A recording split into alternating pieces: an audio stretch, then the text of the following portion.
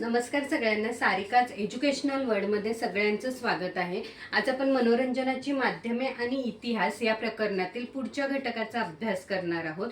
आपला जो पुढचा घटक आहे तो म्हणजे मनोरंजनाचे वेगवेगळे प्रकार। या मनोरंजनाच्या वेगवेगळ्या प्रकारांमध्ये कृतिशील प्रकार आणि अकृतिशील प्रकार असे दोन प्रकार आपण बघितले।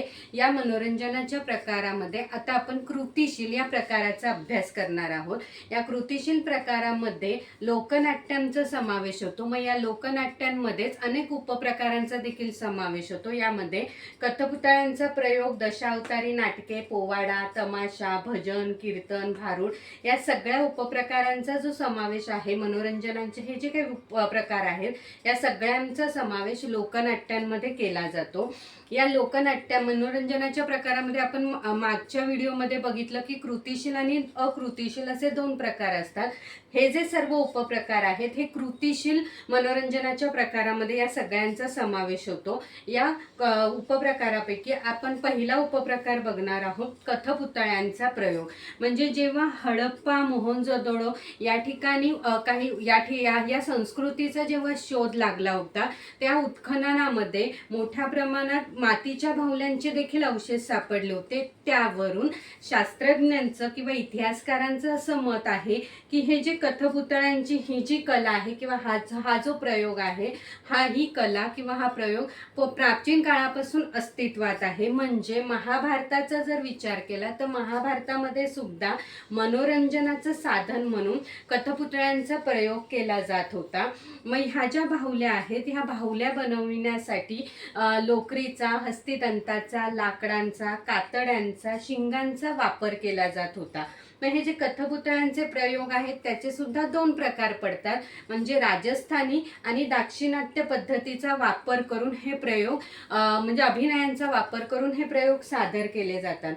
हे जे प्रयोग आहे हे प्रयोग महाराष्ट्रामध्ये, त्यानंतर राजस्थान, आसाम, कर्नाटक, केरळ या ठिकाणी हे प्रयोग सादर केले जातात। महाराष्ट्राचा जर आपण विचार केला तर महाराष्ट्रामध्ये रामदास पाध्ये हे जे कलाकार आहेत या कलाकारांच्या माध्यम या कलाकार आणि त्यांची जी फॅमिली आहे त्या पूर्ण परिवाराच्या माध्यमातून आजही हे जे बाहुल्यांचे प्रयोग आहेत हे बाहुल्यांचे प्रयोग अशी म्हणजे ही कला अस्तित्वात आहे। या रामदास पाध्ये यांचा अर्धवटराव आणि आवडाबाई हे जे बाहुले आहेत हे बाहुले आज सर्व जगप्रसिद्ध म्हणून ओळखले जातात। मग हे जे कथपुतळ्यांचे किंवा बाहुल्यांचे जे वेगवेगळे प्रयोग केले जातात यामध्ये जे सूत्रसंचालन केलं जातं ते कौशल्य अतिशय महत्त्वाचं मानलं जातं। कारण त्या त्या सूत्रांच्या माध्यमातून आपली जी पूर्वीच्या काळाची जी रूढी परंपरा आहे किंवा जे काही ज्ञान द्यायचं आहे ते ज्ञान लोकांपर्यंत बाहुल्यांच्या माध्यमातून पोहोचविलं जातं। त्यामुळे हे सूत्रसंचलनाचं जे कौशल्य आहे ते अतिशय महत्त्वाचं मानलं जातं। मग या कथपुतळ्यांच्या प्रयोगामध्ये रंगमंच आहे, त्यानंतर प्रकाश आहे, ध्वनी आहे, या सगळ्यांचा वापर केला जातो। हे जे प्रयोग आहेत बाहुल्यांचे प्रयोग, हे प्रयोग मुख्यतः छाया बाहुली, त्यानंतर हातामध्ये बाहुली घालून कला सादर करणे, त्यानंतर काठींच्या माध्यमातून त्या बाहुल्यांचा नाच करून आपले कौशल्य लोकांना दाखवणे यासारख्या माध्यमातून हे प्रयोग सादर केले जातात। थोडक्यात महाराष्ट्रामध्ये रामदास पाध्ये यांच्या माध्यमातून ही जी कला आहे ती आजही अस्तित्वात आहे। म्हणजे थोडक्यात मनोरंजनाच्या माध्यमांचा जर विचार केला तर पूर्वीच्या काळी जेव्हा तंत्रज्ञान विकसित झालेलं नव्हतं त्यावेळेस अशा बाहुल्यांच्या माध्यमातून एका पिढीकडून दुसऱ्या पिढीकडून वेगवेगळ्या रूढी परंपरा हस्तगत किंवा हस्तांतरित केल्या जात होत्या। त्याचप्रमाणे पूर्वीचे जे राजे महाराजे होते त्यांचे जे खजिने मोठमोठे होते त्या खजिन्यांपर्यंत पोहोचविण्यासाठी सुद्धा बऱ्याच वेळा या बाहुल्यांच्या माध्यमातून काही नक्षे तयार केले जात होते किंवा चिन्ह नकाशा तयार केला जात होता।